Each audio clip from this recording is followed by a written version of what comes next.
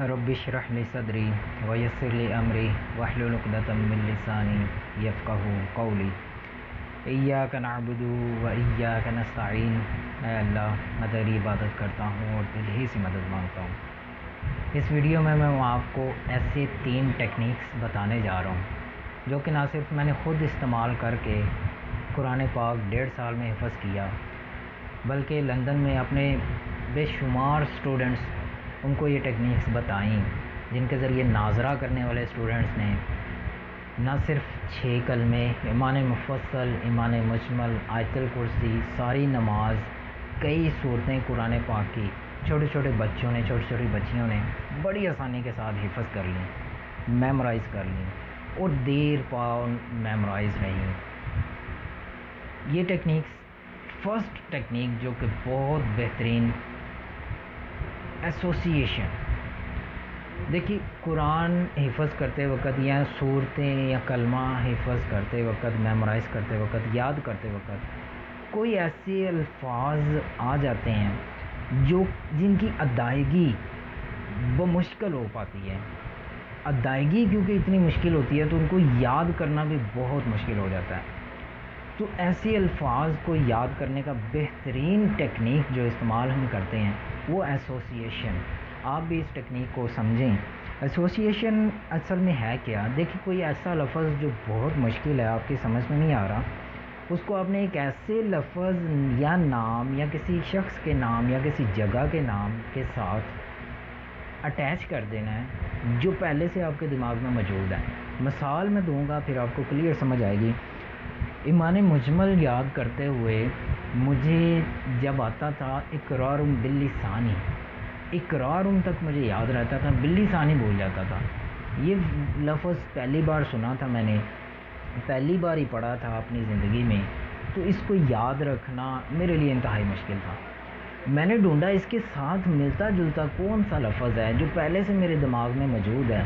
تو باللسانی سے جو بلی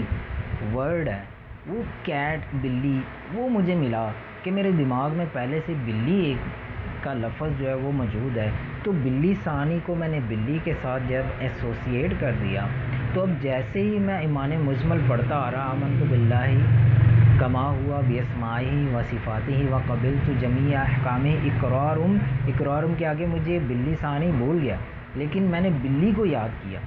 اقرارم بلی،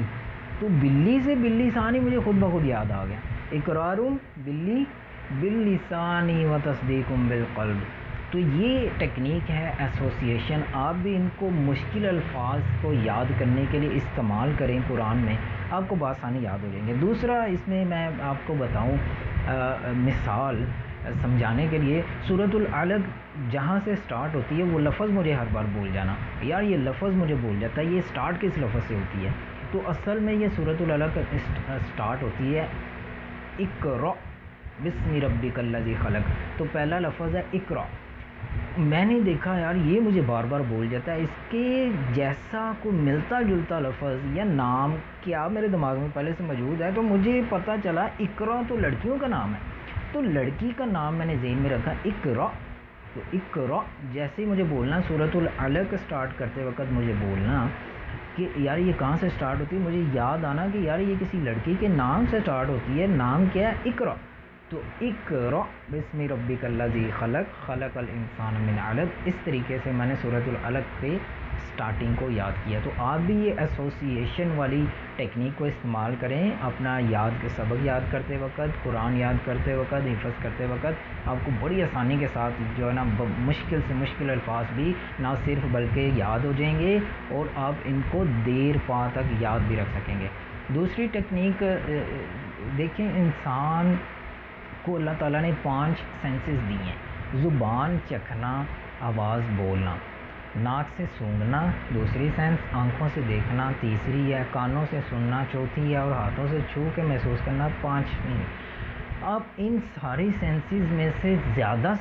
سینسز اگر آپ استعمال کرتے ہیں قرآن کو یا صورتوں کو، کلمے کو یا کسی بھی چیز کو یاد کرنے کے لیے، وہ چیز آپ کو دیر پا تک یاد رہے گی۔ چھوٹی سی مثال، آپ دیکھیں سبق آپ کو یاد نہیں رہتا، لیکن جو ہی میں اگر آپ کو کسی فلم کا نام یا کسی ڈرامے کا نام لوں، اب فوراً اس ساری فلم آپ کی آنکھوں کے آگے سے ایسے ایسے جھلکتی ہوئی آپ کو ساری یاد ہوگی کہ ہیرو نے کیا کہا تھا اس وقت، ہیروئن کے کیا ڈائلاگ تھے، یہ سارے آپ کو وہ یاد ہوں گے۔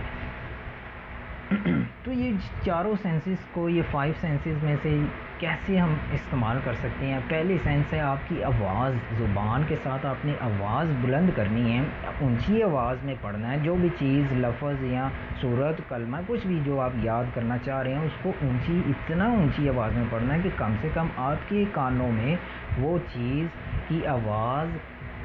صاف صاف پہنچ سکے۔ دوسری سینس ہے آپ کے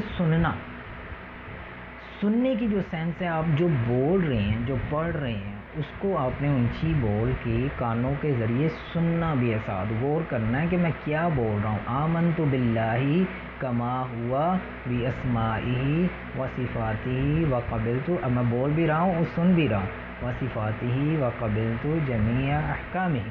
تو 2 سینسز اب میں اس کو یاد کرنے کے لیے استعمال کر رہی ہوں۔ تیسری سینس جو ہے وہ ہاتھ چھونا، محسوس کرنا۔ اب جب بھی قرآن پاک کو حفظ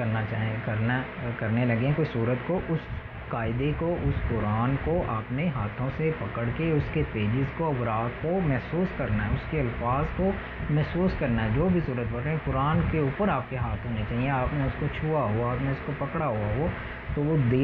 جلدی سے جلدی آپ کو سبق یاد ہوگا اور دیر تک آپ کو یاد رہے گا۔ چوتھی جو اس میں سینس ہے وہ بہت اسٹرانگ سینس ہے، بہت اسٹرانگ، یہ ساری سینسز میں سے کی مدر کہہ لیں، اتنی اسٹرانگ ہے۔ یہ ہے آپ کی آنکھیں، ویژولائز، دیکھنا، آپ دیکھتے ہیں تو آپ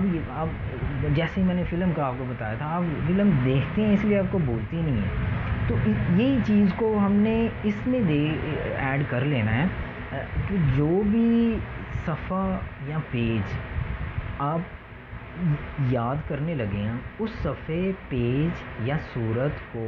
آپ نے اس کی تصویر لے لینی، آنکھوں سے تصویر لینی ہے اور دماغ میں اس کو سٹور کر لینا ہے۔